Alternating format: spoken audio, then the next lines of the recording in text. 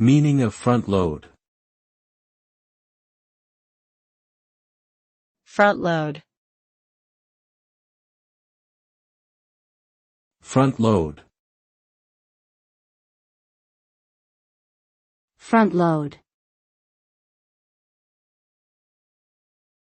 Front load.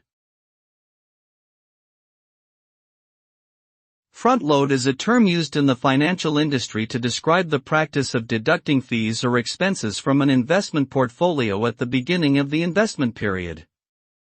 This is in contrast to backloading, where fees are deducted at the end of the investment period. When an investor chooses a front-loaded investment, they typically pay higher fees upfront.